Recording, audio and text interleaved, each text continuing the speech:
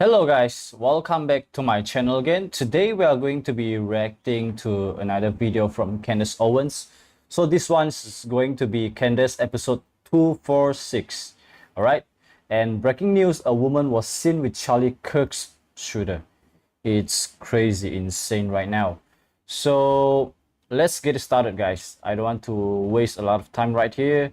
So let's get it started. I have something to actually...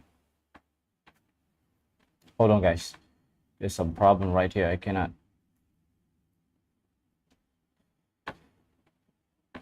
Okay, so this is the right screen. Sorry, guys. Okay, guys. So let's get it started. The countdown begins now, ladies and gentlemen.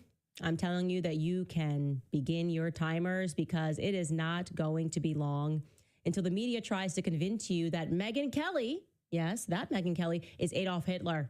I'm not kidding. It's definitely coming. There is going to be some headline in the near future that reads, Megyn Kelly is flirting with anti-Semitism. You can book it. Why? Because out of nowhere, and for absolutely no apparent reason at all, the agents, like I think of them as like Mr. Smith in the Matrix, have around, I guess they're surrounding Megyn Kelly and demanding that she makes a statement against me and Tucker Carlson, of course, Candace Owens and Tucker Carlson.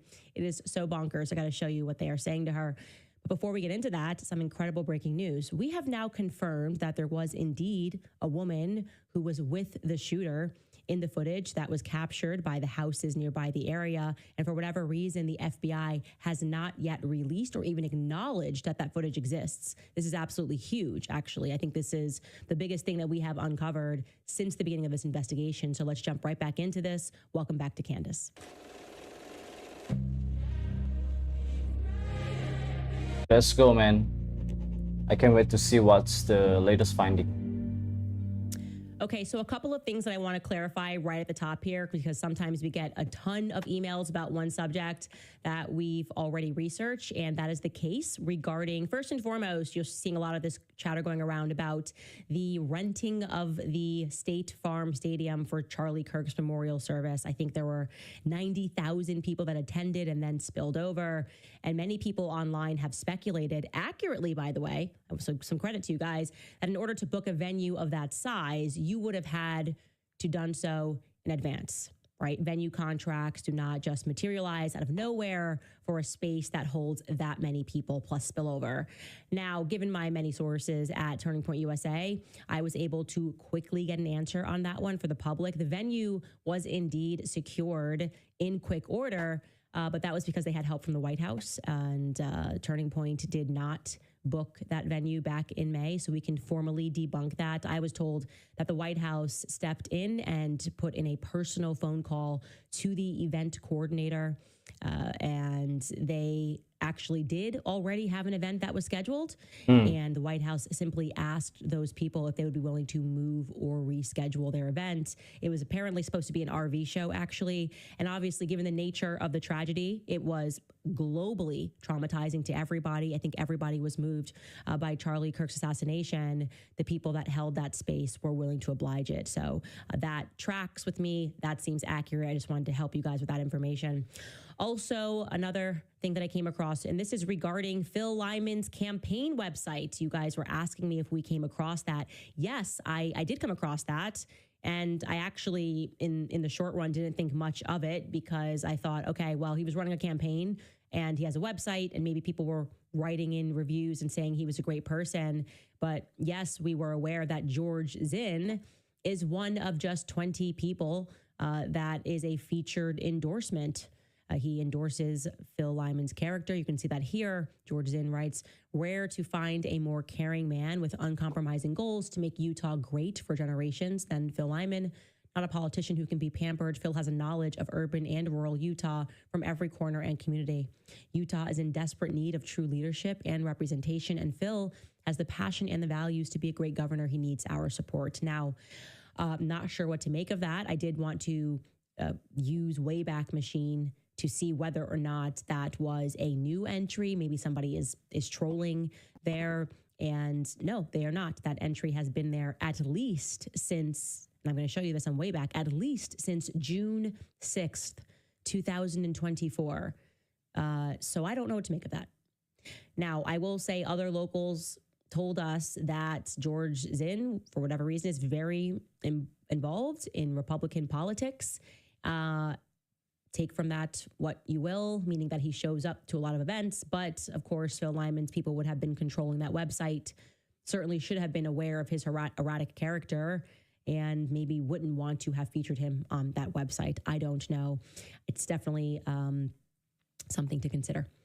Some other things that are of interest. Okay, yesterday we mentioned that apparently it was kind of everybody's first day on the job, right? 9/10 was everybody's first day on the job, meaning that there were a lot of these recent and brand new hires in Utah that would all kind of come across and have to deal with this case. Kash Patel, I told you, cleaned house at the state borough. He then installs a person that has a long tenure in DC, Robert Bowles. His first case is Charlie Kirk's assassination.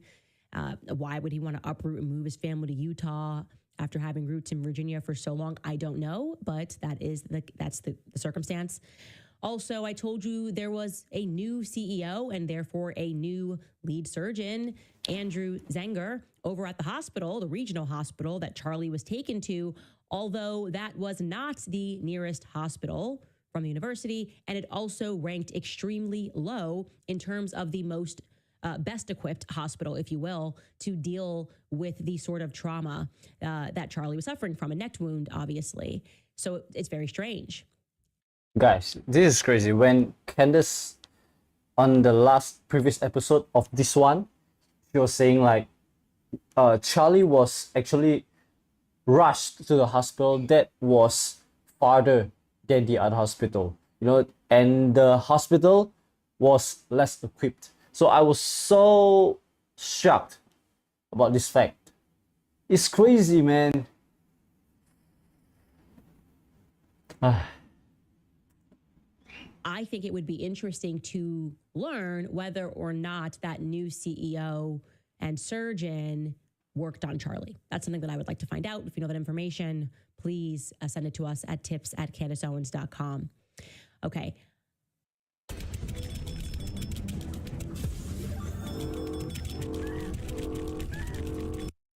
That's not it, though. There were also some other new people, and I forgot to mention the judge that is in the case, that is overseeing the case against Tyler Robinson, is Judge Tony F. Graff Jr. He was recently appointed to the 4th District Court in May of 2025 by Governor Spencer Cox. I was also informed that the coroner in this case was also brand spanking new. That name has not yet been released. I am told that person is new. Okay. And I have also learned, I've been told that Charlie did indeed have an autopsy. I wanted to let you guys know that because I saw a lot of rumors that were circulating that he did not have an autopsy. That has been confirmed. An autopsy did take place. By the way, you should know that in the state of Utah, in case you, like me, are maybe holding your breath that we're going to see that report, those reports are actually kept private. So there isn't going to be some big release outside of what maybe the immediate family members wishing for that and saying, I feel like something's wrong and I would now like to release the autopsy report. That's the only way that we are going to be able to see it. That's at least what I've learned. Now let's jump back into what actually took place on that day, because I'm starting to get a bit of a stronger hunch about things. We'll jump back in here regarding Shaner Broderick, who is, according to Phil Lyman, a cousin who he refers to Phil as his uncle across interviews. Doesn't matter. They're family members is the main point, and they know each other. And Shaner Broderick has, of course, mysteriously deleted all of his socials except for Instagram, but he's wiped his Instagram, okay? Just deleted his Facebook and just outright deleted his LinkedIn page because I asked him a question before we even went live. That was his response, okay? Now, he did this not before I grabbed everything that I needed from his pages.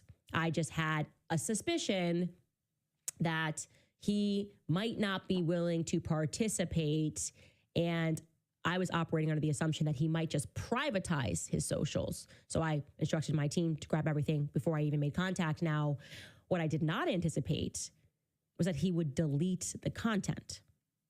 Okay. Why would he delete the content? That part never wasn't tracking for me. It didn't make sense to me. Now it sort of maybe does make a lot of sense to me. So you will recall that we had received a lead live on the show. Someone paid money to inform us that there was footage that the FBI was hiding, right? She wrote in, said, I have been trying to reach out to you everywhere. The FBI is hiding footage. The doorbell cam footage had more. This is what the person told us. She said, the shooter is then seen changing his clothes and he is with a woman. She told me. And then she gives me a name, and that name was another Lyman family member. And that's when my spidey senses started tingling. I'm like, okay, this is a lot of Lymans. Now, I want to be very clear and fair to Phil Lyman. He has been forthcoming about the fact that his family owned that property. Like, they own everything there. That is not mysterious. He's not hiding that fact. UVU, in many ways, purchased the university from his family, right? That the acreage from his family for that university. But I did feel that if that is the case, obviously, then Phil Lyman would, in theory, be able to access that footage, right? Be able to speak to his family members. And yeah, I didn't want to come out and say that it was a fact that there was a woman with the shooter without any proof. We had no proof outside of this person, and what she was saying felt real to me definitively, but I needed something more solid. Well, we came across something more solid. We reviewed the footage that Shaner brought her. Of course, we downloaded everything, but hadn't actually reviewed it, had wiped from the internet. And yeah, the proof is in the pudding, and I'm going to let you hear it. Now, to set this up, you will recall that Shaner and his close friends that nobody knows, apparently, they were retracing the footsteps of the killer. They were at his grandma's house, he said, and he's speaking on camera with his aunt to set this footage up for you. And sure enough, you're going to hear right in the beginning, his aunt is going to mention that there was a woman who was helping the shooter, and she's not sure whether or not that person was an accomplice. I know I would say if you're helping the shooter, you were an accomplice, but somehow we all missed this in this actual clip that Shaner had posted and has since been wiped from the internet. Take a listen. If you time how long it took him to get from that little part over to here, was way longer than it should have been. So I wondered if the girl had given him stuff, like if there is an accomplice. Sorry, you're filming. And it said right here, that picture from Sam's across the street, he was right here. Yep. So you see, she's talking about the shooter, and she says, I was wondering if the girl had given him stuff, and then somebody off camera says, you know, you're filming, and she says, I'm sorry that you're filming, but it's very clear. There's no question at all. In fact, leading into that, which we should have maybe cut that a little bit earlier, they're speaking about how she thought the FBI had it wrong. The timing didn't make sense to her. And that's what she's starting with. I don't, you know, the timing doesn't make sense to me because I thought that it took a little longer for him to walk. Let's play that again, Skylar, just so they can hear it again. She says that there's a girl. Take a listen. If you time how long it took him to get from that little part over to here, was way longer than it should have been. So I wondered if the girl had given him stuff, like if there is an accomplice. Sorry, you're filming. And it said right here, that picture from Sam's across the street, he was right here. Yep. So just to be clear, those subtitles are wrong. It's just that's AI. She's saying, I wondered if there is an accomplice. Okay. I wondered if there is an accomplice, which we should edit that, Chris, when we re-release that. And then somebody says something, and she's like, sorry, I didn't realize you were filming. Okay. So we have the woman who was my source who said that the FBI cut the footage and she was certain of it. And now we have actually the woman who handed over her footage to the FBI saying, I wondered if that woman was an accomplice. Ladies and gentlemen, what the heck is going on? Who was the woman that was with the alleged shooter? Why wouldn't the FBI immediately release that? Now, again, you should recall that the very next morning, on September the 11th, TMZ already had the doorbell cam footage, okay? So that means that the FBI already had the footage, right? they would have seen that there was a woman with the shooter. And yet they chose during this manhunt, during this 33-hour manhunt, not to inform the public that they were also looking for a woman who this lady believes, she wondered whether or not she would have been an accomplice. If that was his accomplice. What happened to this lady? Who is the girl, the woman that was in this footage, guys? I don't know. What are your ideas here? Why would the FBI not tell us something so evidently crucial to this story that we have a woman that's involved? What does she look like? How old is she? I obviously did the sensible thing, right? I reached out to Phil Lyman because it's his family, and I asked him whether or not he would be willing to track down this footage for me. And he's not happy with me. He's angry. I mean, he said really not nice things to me. He started asking me if I had something to do with the shooting. Okay. And I basically just stayed focused and said, Phil, okay, we showed your footage. He's very upset about cousin versus nephew thing. I said, it's all irrelevant. If you're saying you actually want to help us catch the killer, right? If that's really where your heart was, if that's really why you injected yourself so much into this story, why wouldn't you, knowing how deeply I care about this, walk over while you're in the neighborhood popping by, walk over to your aunt, grandma, cousins, I don't care whose house, and say, hey, you said there was an accomplice, that there was a woman, okay, that might have been an accomplice. Do you mind letting me see the raw footage so that I can hand it over to Candace? In fact, how about just giving me any of the footage that your family rushed to give it to TMZ? Why did they rush to give it to TMZ?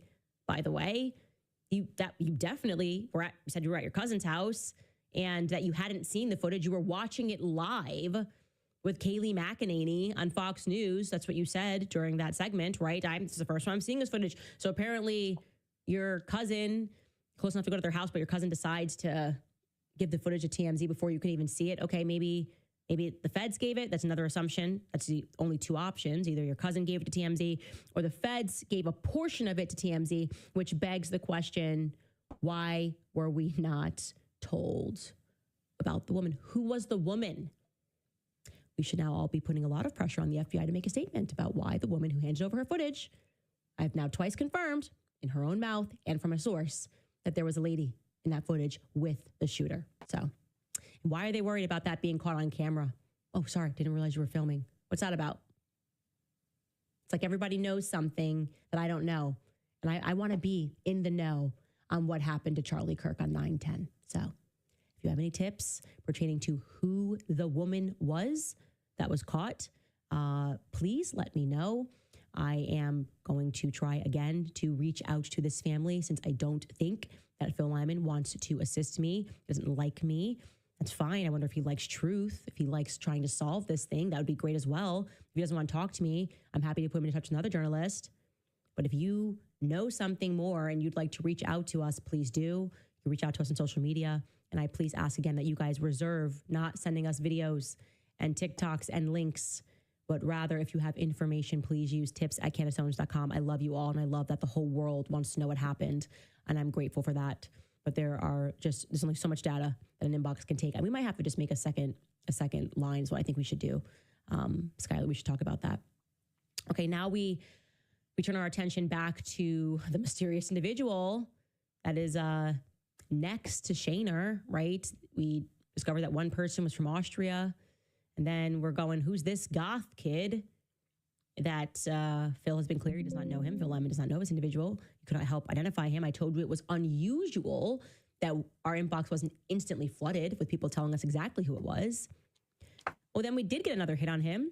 And a handful of you similarly found the same person that we did, a person going by the name Robbie Hild, who is allegedly from Washington. Now, let me tell you why I don't think this is his true identity, okay?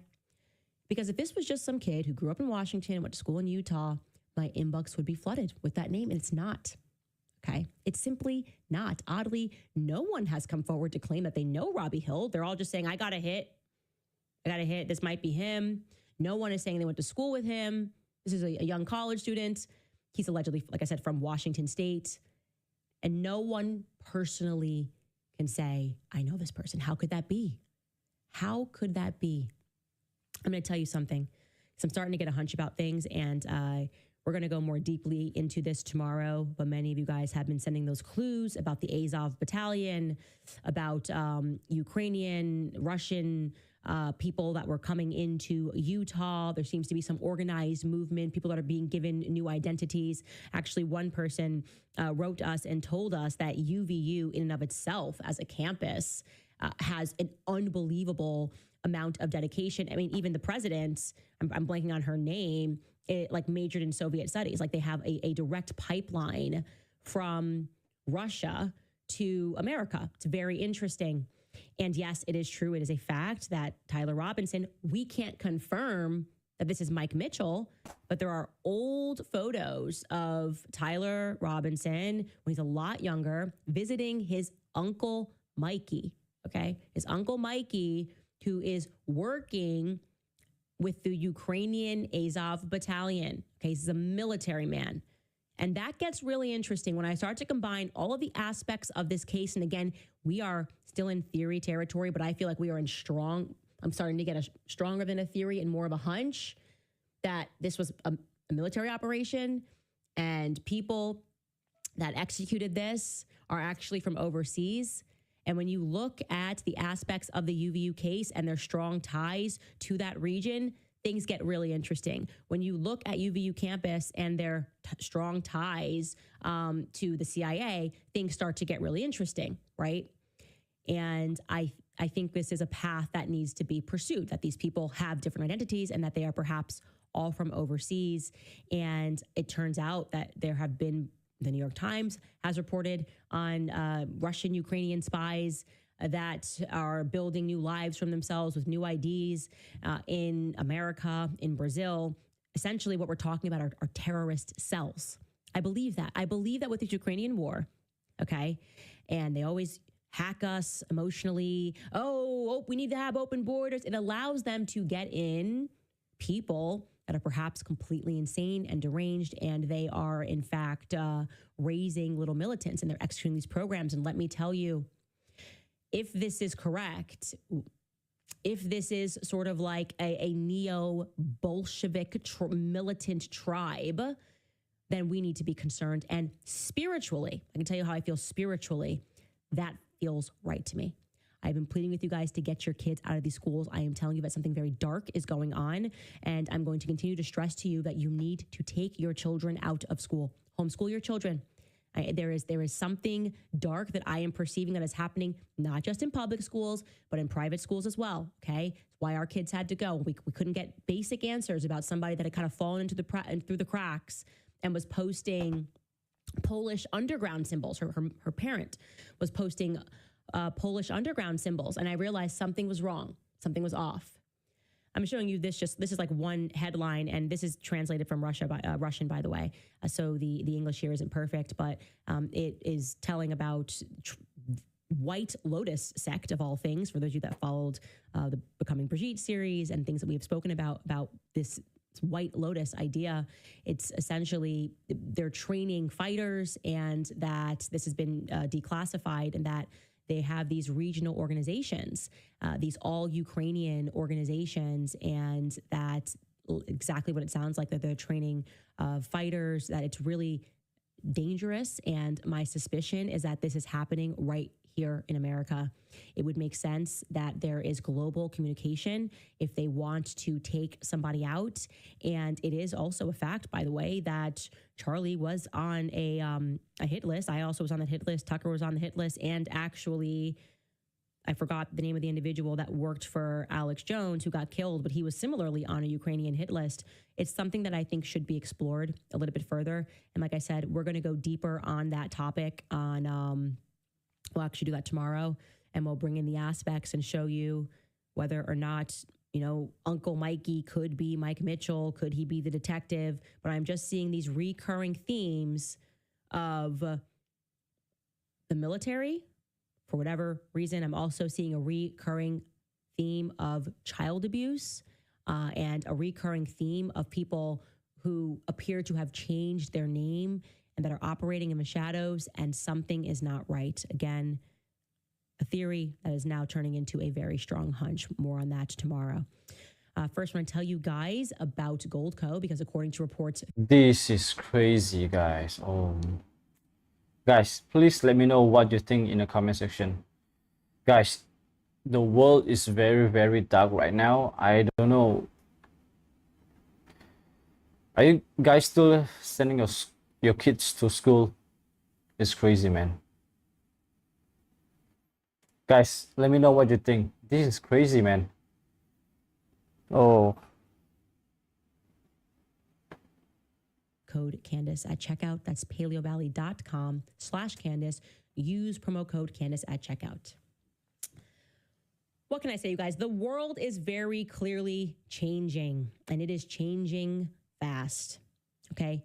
2 years ago, the mere idea that you might share a perspective that Jews are controlling the media, that would be considered anti-Semitic. You would be called a Jew hater.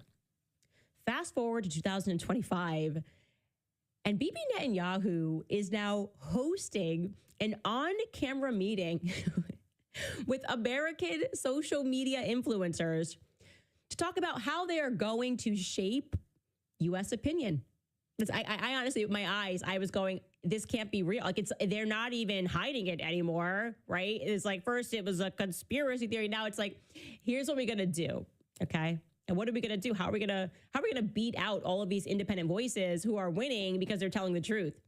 So Deborah Lee asked Bibi Netanyahu specifically about Charlie Kirk's assassination and the potential loss of evangelical support for the state of Israel because of it, which, by the way, is going to be the consequence of this. It will be the consequence of this because they lied after he died, and it pissed me off. Okay. Take a listen to what Deborah asks.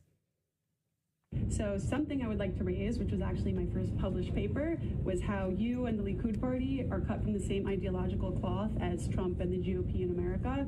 And so specifically with Charlie Kirk's assassination, who was a big mentor of mine, he was my first mentor in the space, evangelicals, from all my research, evangelicals are the reason that Israel has been supported in public sphere outside of just Jews. So with Charlie's assassination and with the kind of trajectory that we see with like Candace Owens and Tucker Carlson, I guess I'm curious about what's another game plan if we lose evangelical support for the state of Israel? What's our backup plan to be strong, like outside of the diaspora? Okay. First off, I don't know why it's always me and Tucker Carlson. Why? Why is it always Tucker Carlson and Candace Owens? Like, can it be anybody else? Why? Why is it always Tucker Carlson and Candace Owens? Candace Owens. Anybody else? It's all like, what? We have nothing to do with one another. I've been on his show twice on his independent show. I just love Tucker. I do. I'm a fan. I'm not gonna lie, but I feel like they're starting to think we're the same person. Tucker Carlson and Candace Owens. Tucker Carlson and Candace Owens over and over again. But listen to Bibi's response, because prepare yourself. What he is saying is that they are about to launch a psychological war on Americans. Take a listen to what he says. Christian influencers. Okay. You said, we talked about the woke right, and you said, I call it the woke Reich.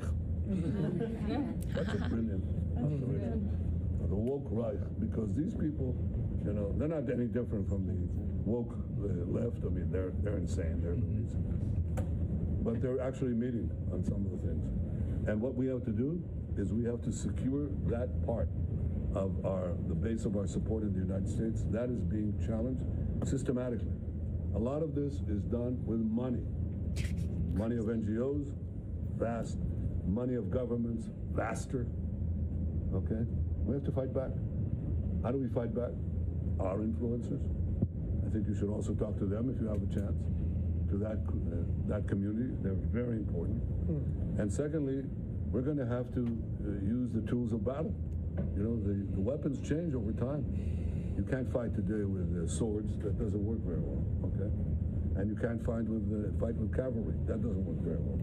And you have these new things, you know, like drones, things like that. I won't get into that. But we have to fight with the weapons that apply to the battlefields in which we're engaged.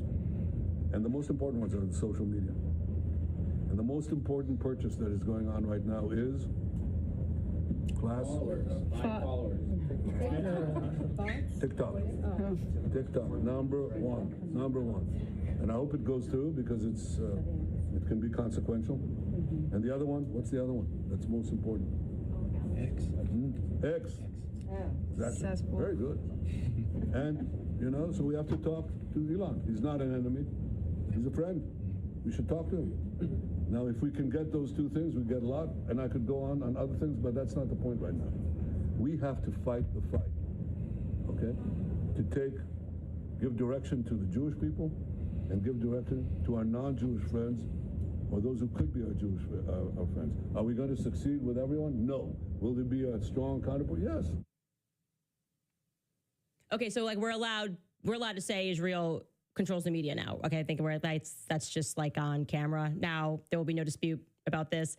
The fact that you have a foreign leader, it's incredible. You have a foreign leader who is sitting up there saying that he wants his agents, he needs the deal to go through, which by the way, let's call out Donald Trump right now. Okay, all of the acting. We don't want China. We don't want China to own TikTok and I'm worried about your data. No, you wanted to hand it over to your Zionist friends. Okay, it was all a mirage. Okay, it was all theater. Donald Trump has sold us out to Israel once again. Okay, so he's saying, I want this deal to go through, and we know who's a part of that Hold on, deal. guys. Someone called me. Hold on.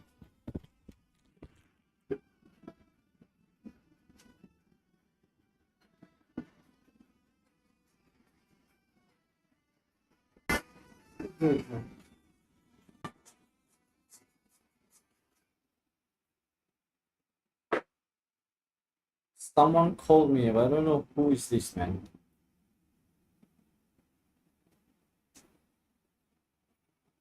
Who is this, bro?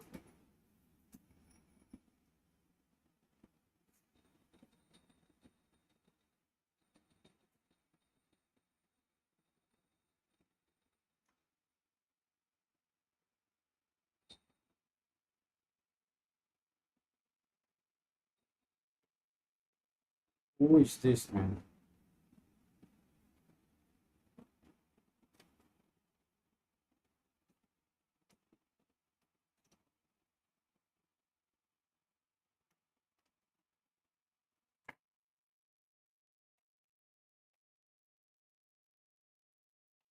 Hey guys, I'm going to be continuing reacting to the video, okay?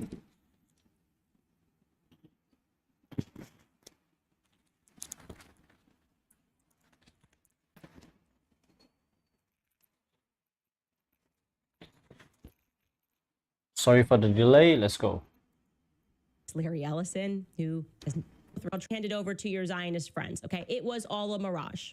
About all of the acting. Wait, we don't what? want China. We don't want China to own TikTok, and I'm worried about your data. No, you wanted to hand it over to your Zionist friends. Okay, it was all a mirage. Okay, it was all theater. Donald Trump has sold us out to Israel once again. Okay, so he's saying, I want this deal to go through, and we know who's a part of that deal. It's Larry Ellison, who has he's very clear about the fact that he's an agent of Israel. Andreessen Horowitz, the son of David Horowitz, from which all of the connections, PragerU, I could tell you the stories, PragerU, David Horowitz Foundation, and Ben Shapiro, all of them related in their beginnings in Los Angeles. So he's basically saying, we need to take over TikTok because what are they going to do? What they've already done? They're going to censor speech. The reason that they got on board, just like the ADL spokesperson said when he was caught on the mic, was like, we need to do something about TikTok. And now they're doing the thing, right? They are going to take over TikTok.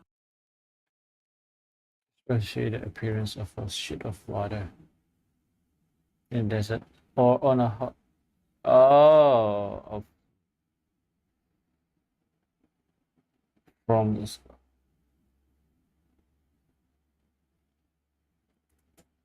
And they're going to ban your speech. It's happening right now. The second that CEO who said she was a proud Zionist, or well, maybe she wasn't the CEO, but one of the executives there that they installed immediately after, she said she was a proud Zionist and just spent time in Israel. We saw instantly that our content was getting strikes. You can't say anything bad right now about Israel on TikTok.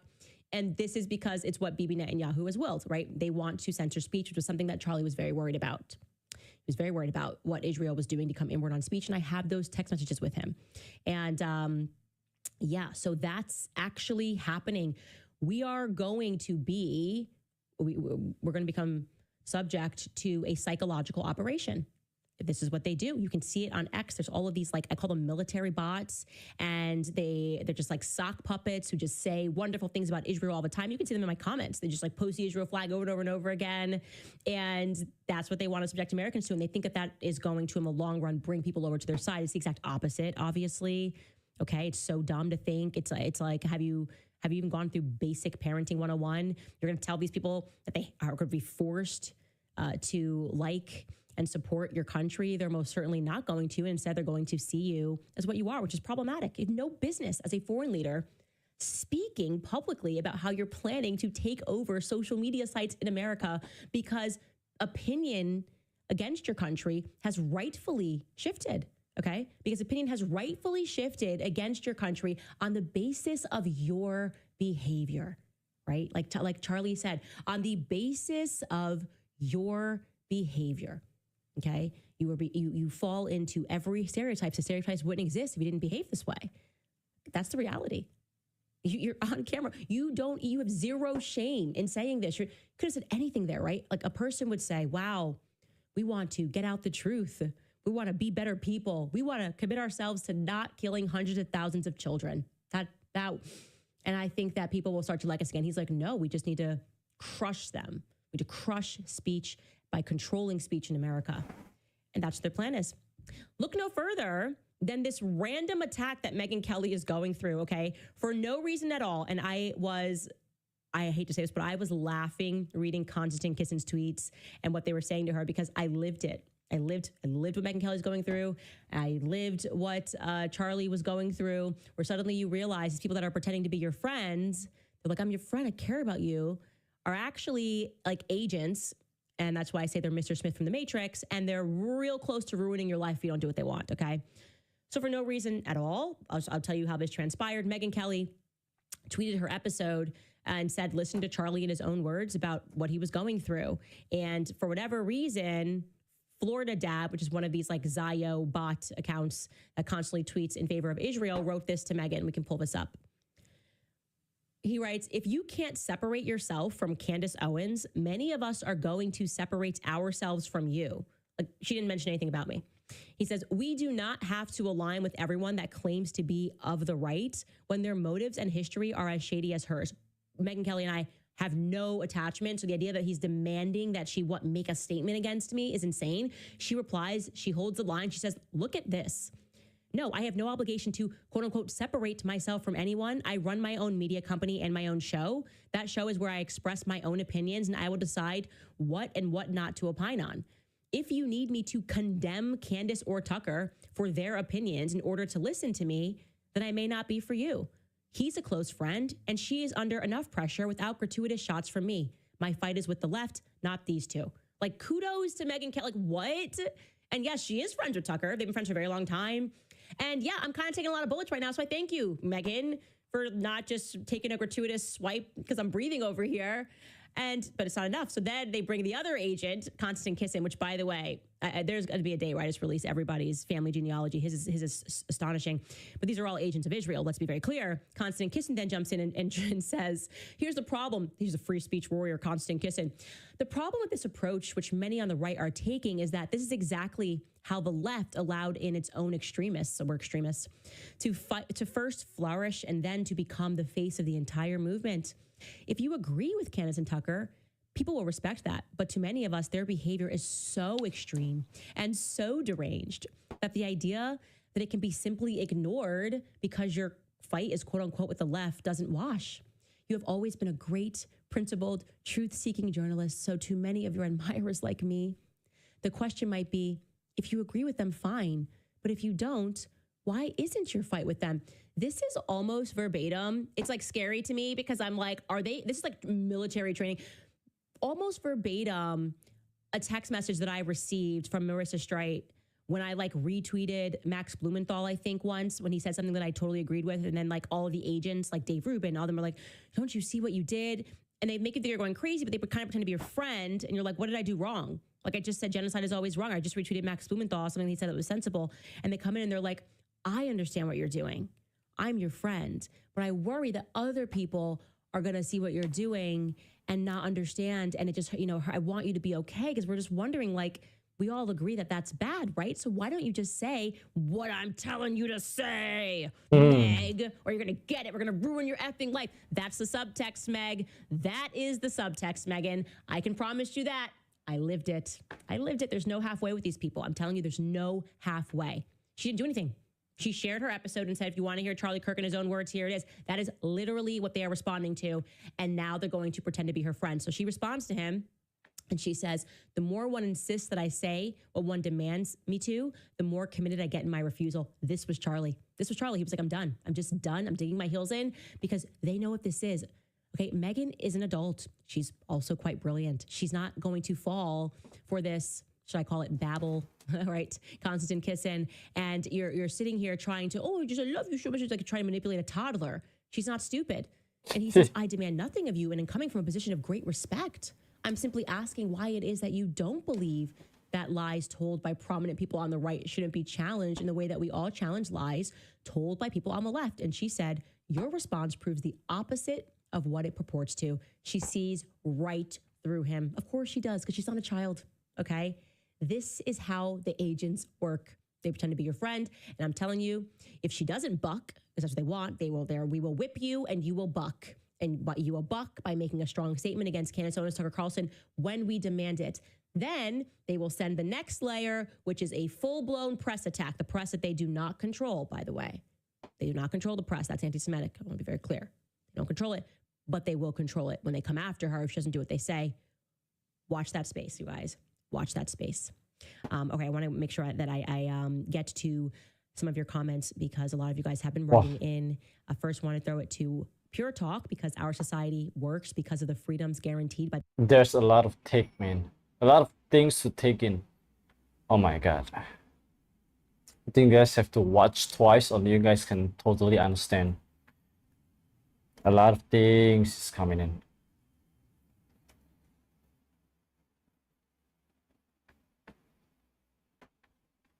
Skincare.com. Use promo code Candace10 and you'll get 10% off. All right, guys, what is on your mind? Came in. There was full agreement that all were disappointed. The event was scripted, the allowance of open dialogue was absent, and the entire presentation lacked authenticity. I'm happy to answer any questions about specifics, but if this is how TPUSA is going to proceed, then it will not be successful. I fully agree with you. That if this is the vibe that we're getting and catching right now, they're not going to be successful. Okay, you're never smarter than your audience. I say it over and over again. Everyone perceives that something is not right and we are not getting the truth, and they are too mum.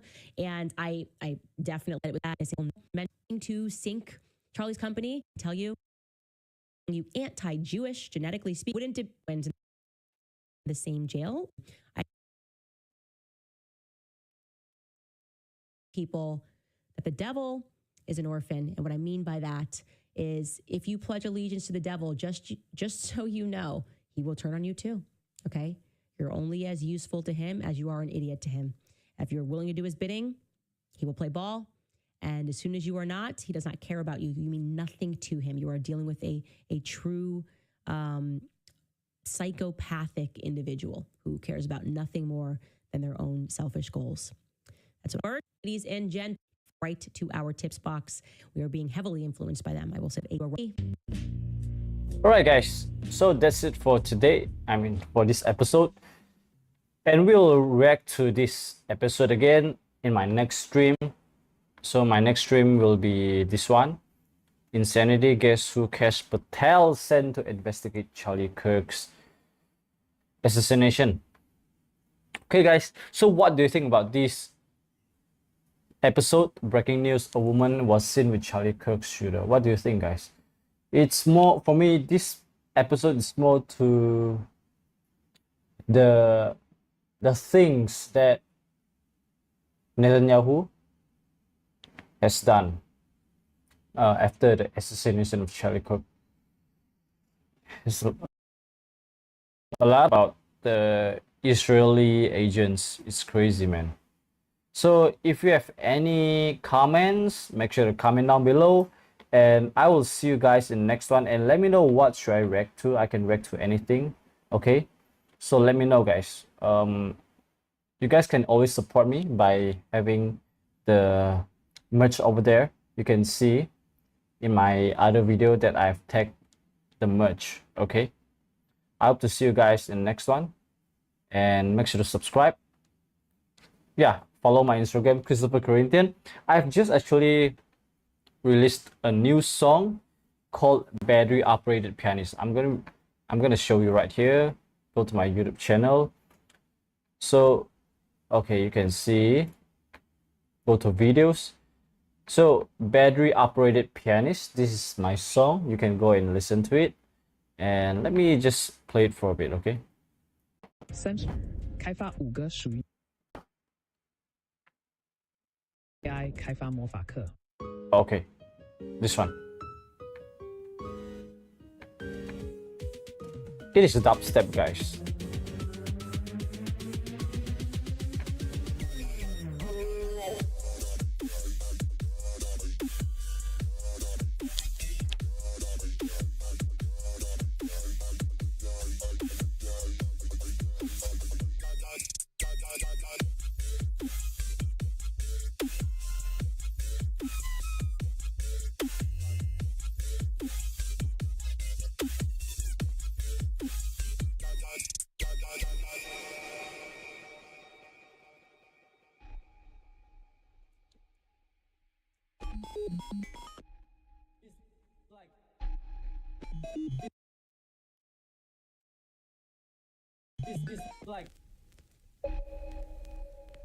Make sure to stay tuned to my upcoming album. I'm a dubstep, okay?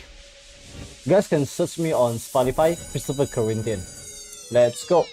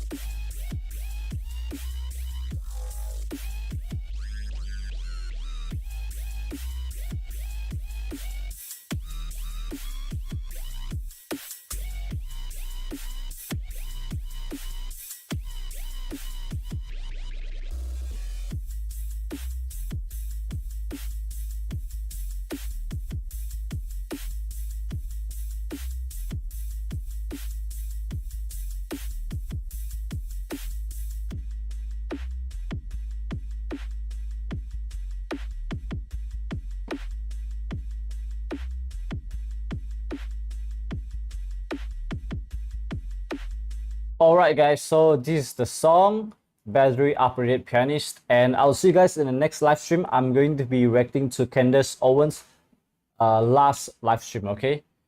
I'll see you guys in the next one. As always, peace out. Love you all. God bless you all. Amen.